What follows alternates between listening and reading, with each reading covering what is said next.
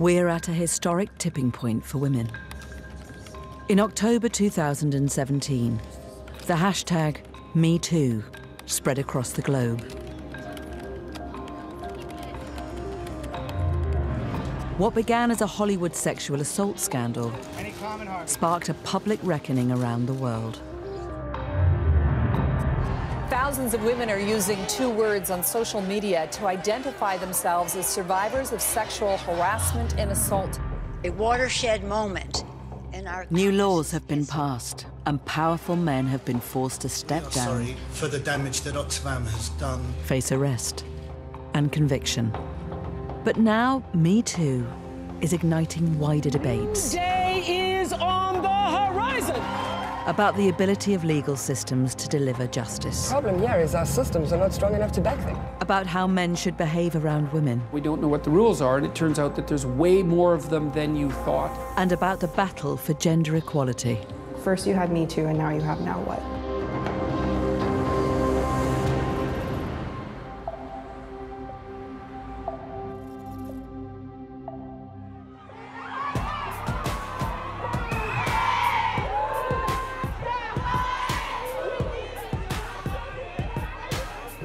Pretoria, South Africa. Inspired by the global Me Too movement, these women are protesting about the country's high rates of rape and femicide, the deliberate murder of women. In South Africa, the number of women killed by a partner or family member is 5 times higher than the global average. Okay, Sanbonani. I would like to officially welcome each and every woman here. Sifile Epitori, whether they like it or not.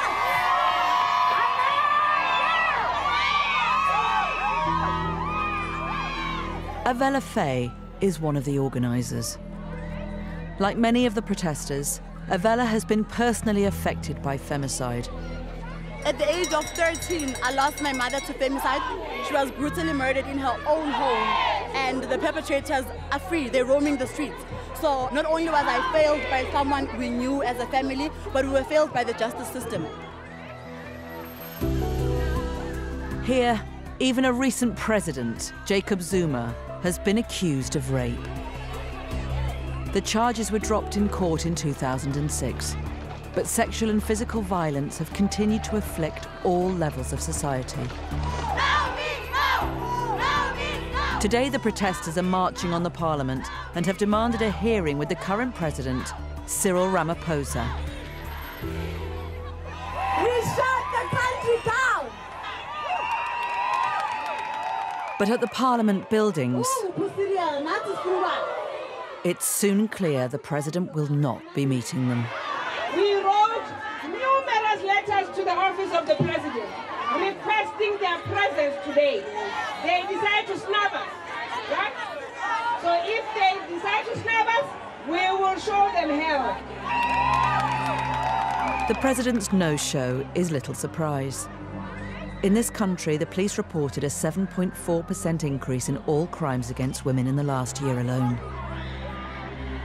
But for the protesters, today has still been an important step in raising public awareness. Because of the society that we live in, it takes courage for a woman to stand up and say, hey, enough is enough.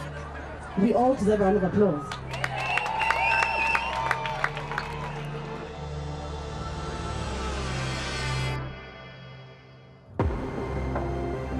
In Johannesburg, Gigi White runs the charity Get Up Women.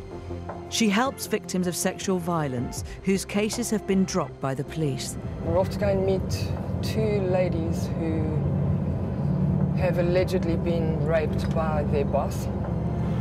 Nearly half of all rape cases reported to South African police do not result in an arrest.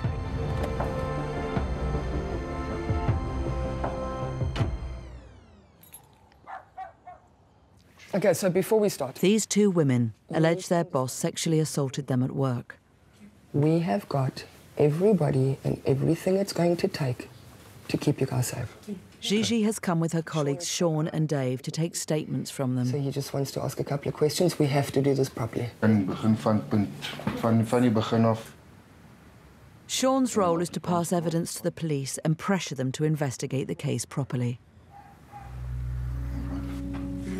Ik zou geraakt en toen zei hij dat het was gewoon geschreven en heb ik die opgestaan aan de rossen en uit de werkmuziek aangezet en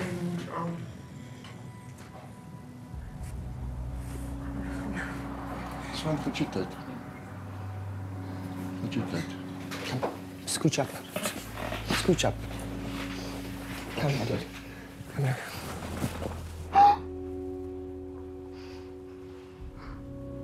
Dude, we're gonna fuck this sucker. We're gonna fuck this sucker. Okay.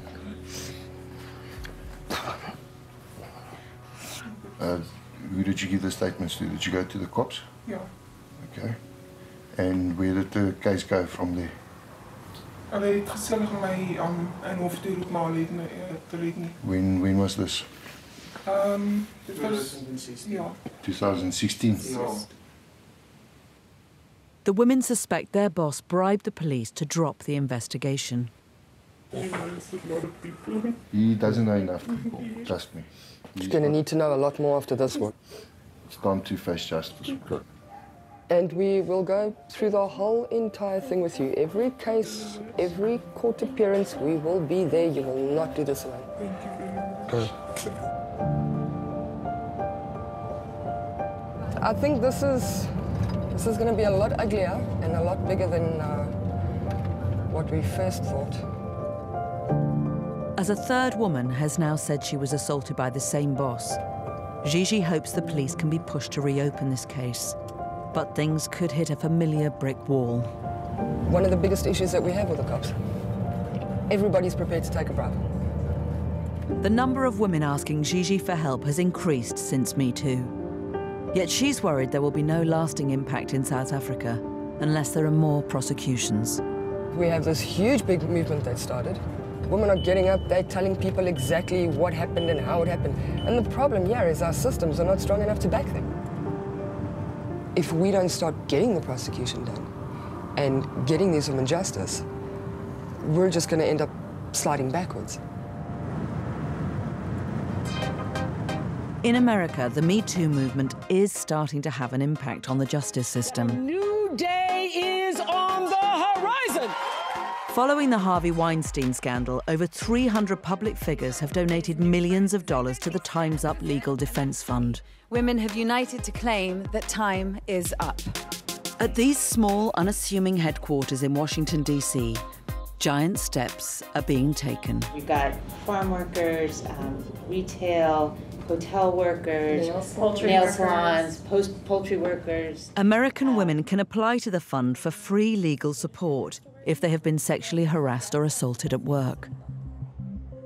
So far, there have been over 3,500 applications, mainly from women in low-wage industries.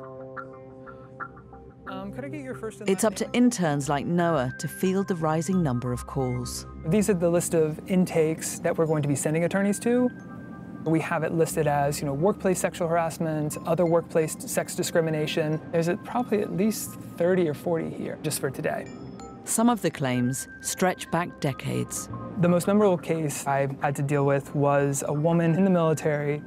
She was sexually harassed by her superiors, by the people around her, and it kind of destroyed her life. She told me, "You're the first person I've ever told this to." Applications vetted here in Washington, D.C. are passed to a network of 700 lawyers working across 48 states. The fund has already filed claims against McDonald's, the US Postal Service, and Walmart. They hope this will prompt other major organizations to change their own rules about sexual harassment. Employers have an opportunity to lead right now. They don't actually need to wait for new laws to pass. They can right now, today, decide that they're going to put this issue at the center of their organization. Me Too has prompted some companies in the West to introduce new measures to deal with sexual harassment. But it has also provoked an all-too-predictable backlash. I've seen signs of kind of panic around sexuality and particularly a tendency to vilify all men. People are not actually going through any court process. We are risking a kind of sort of social media lynching. Some of the backlash is being fueled by the anxieties of men forced to think about their behaviour in ways they've never had to before. Well, everyone always feels uncomfortable when they don't know what the rules are. And now we don't know what the rules are, and it turns out that there's way more of them than you thought, and that the punishment for transgressing against them is way higher than you could have imagined. You're saying, well, that's just a Clinical psychologist Jordan Peterson is known for his controversial and extremely divisive views on gender. Do you agree that it's unfair? If you're a woman... Not necessarily. And on average, you're getting... He's one of the most vocal critics of Metoo and its impact. The whole purpose, in some sense, of the Me Too movement is to make men much more nervous about any manifestation of any behavior that's vaguely sexual under any circumstances whatsoever that are professional. Well, it's starting to bend and distort company policy. NBC prohibits hugging, and Netflix doesn't allow you to look at anyone for more than 5 seconds. Now, really? That's supposed to be a solution? Who thought that through? It's the suspicion of men, I would think, as men per se, that's clearly not in anyone's interest at all. So, I don't want to shock anyone, I really don't, but the world is still run by men. And I'm just not sure it's going that well. Facebook's COO, Sheryl Sandberg, is a leading supporter of Me Too. Even she is worried that some of the reverberations could prove counterproductive. I think Me Too is an opportunity. It's an opportunity to get rid of behavior that never should have happened in the first place. But we want to make sure this doesn't have negative consequences. Sandberg is a prominent advocate for gender equality in business and the founder of the women's empowerment foundation Lean In. In early 2018, a survey conducted by Lean In found that Me Too has had an adverse effect on gender relations. U.S. senior managers who are male are 3.5 times more likely to hesitate to have a dinner with a female junior colleague, and almost half of male managers are nervous about having a one-on-one meeting with a junior woman. You can't do work if you can't have a one-on-one meeting. My view is everyone should be able to work together, have one-on-one meetings, and behave appropriately. But at a very minimum, make access equal. If you don't feel comfortable having dinner with women, don't have dinner with men.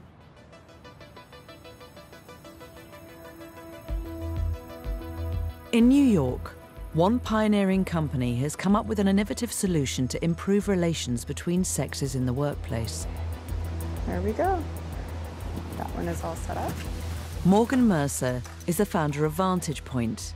Her company is exploiting the power of virtual reality to train men to see the world through women's eyes. Research shows that most men don't actually have a mental framework to reference. So most men quite literally do not understand what sexual harassment feels like. Today, a team from customer analytics firm Castora will be exposed to sexual harassment scenarios based on real-life case studies.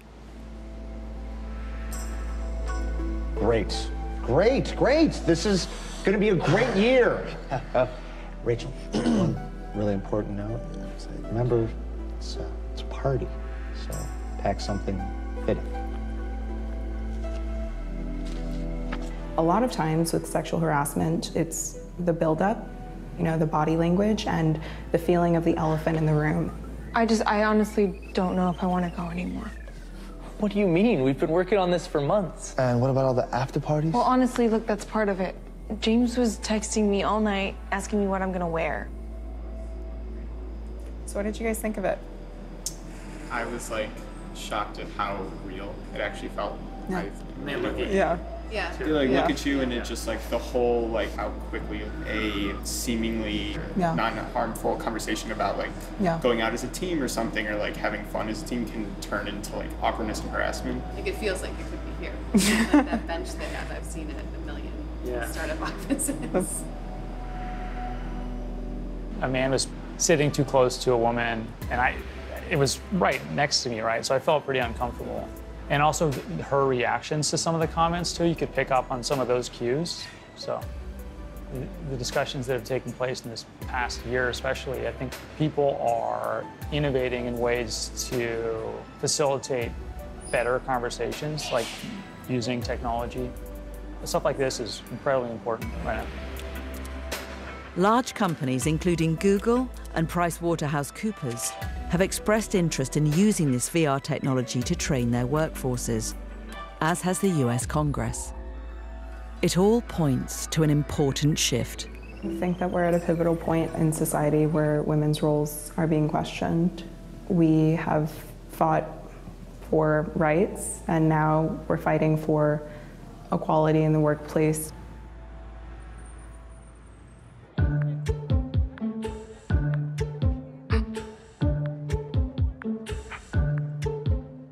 The fallout from Metoo has prompted some men in Western countries to question traditional notions of masculinity and what it means to be a man in society today.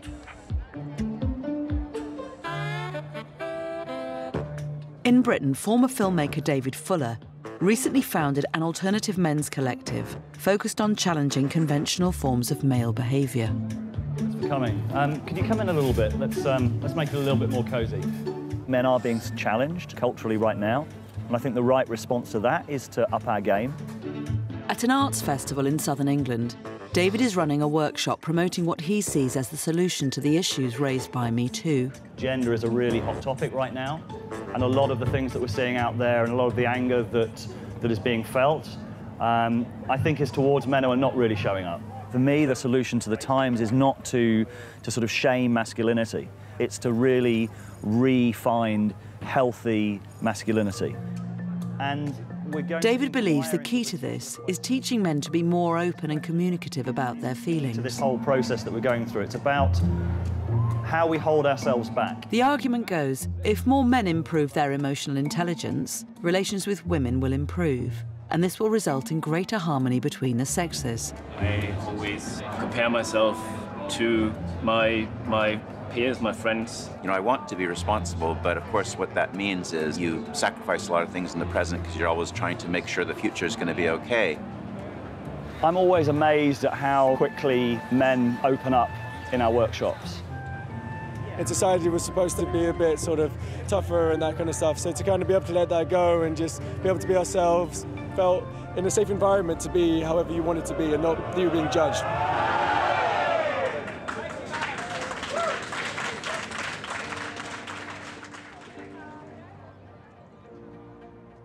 It could be some time before fringe groups like this make any real noise in mainstream society. But gender roles and gender relations are being questioned more than ever before in the wake of Me Too.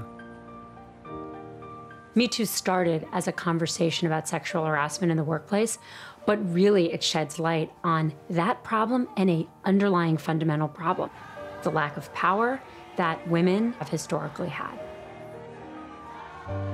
This global movement has helped expose a flaw at the heart of all societies and unleash powerful forces for change that might just kickstart efforts to fix it.